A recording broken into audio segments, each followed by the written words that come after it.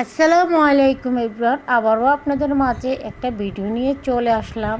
আমরা যেহেতু গৃহিণী, বাসায় সবসময় রান্না নিয়ে ব্যস্ত থাকি, রান্না করে যা খাই সেটাই আপনাদের সাথে প্রেজেন্ট করি। তো ভিডিওটি ভালো লাগলে শেয়ার করবেন, ফেসবুক থেকে দেখলে ফলো দিবেন, আর ইউটিউবে থেকে দেখলে সাবস্ক্রাইব করবেন, পাশে থাকা বেল আইকনটা বাজিয়ে দিবেন, আমাকে একটু সাপোর্ট করবেন সবাই। তাহলে আর কথা নয়, মূল রেসিপিতে চলে যাচ্ছি। আমি প্রথমেই রান্না করছি আজ কচু, মানে বড় কচুগুলো, মন কচু বলে যে সেগুলো। আসলে এই কচুগুলো আমি সাধারণত আগে কখনো এরকম রান্না করি নাই।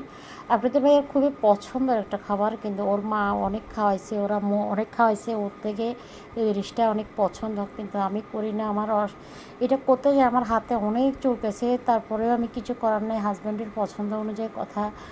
তো হাজব্যান্ড যেটা পছন্দ করে সেটা তো করতে হবে, কষ্ট হলেও।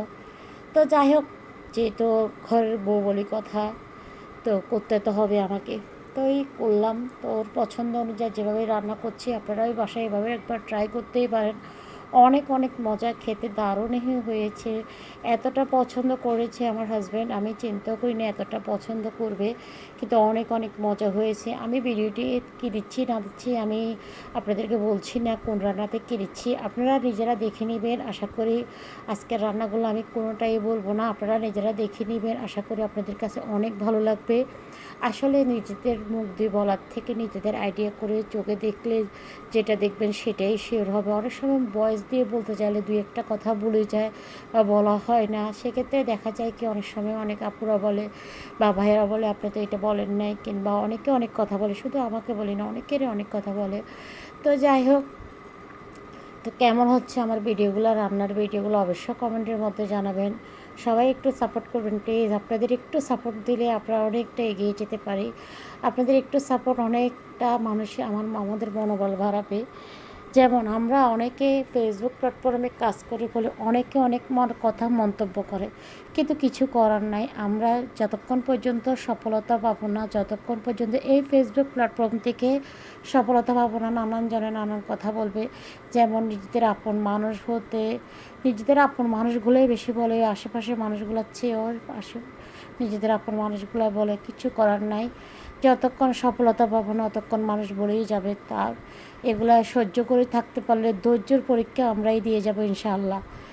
ধৈর্য ধরে কাজ করে যাচ্ছি, আশা করি সামনের দিনেও করব। একদিন না একদিন ম্যাটার স্যারের চোখে পড়ব, একদিন পেজ ভাইরাল হবে, আমরা একদিন সফলতা পাবো, এই বিশ্বাস মনের ভিতরে আছে। ইনশাআল্লাহ ভিডিও বানাই যাচ্ছি, আপনারা ভালোবাসাই পাচ্ছি। আশা করি সামনের দিনে আরও বেশি পাবো ইনশাআল্লাহ। আপনারা সবাই পাশে থাকলে কিছু লাগবে না।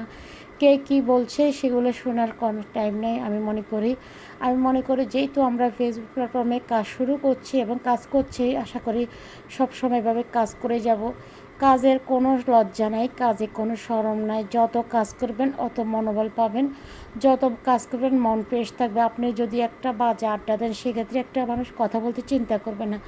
আপনি যদি একটা ভালো কাজ করেন, আমি মনে করি ফেসবুক প্ল্যাটফর্মে যারা কাজ করে আপু ভাইয়া, এটা কোনো খারাপ কাজ না, অনেক ভালো একটা কাজ। ঘরে বসে পার্ট টাইম সময় নিয়ে, মানে চাকরির পাশাপাশি কিংবা ঘরের কাজের পাশাপাশি ঘরের সংসার সামলাই যদি এই কাজগুলো করতে পারি, এটা কোনো খারাপ কিছু না।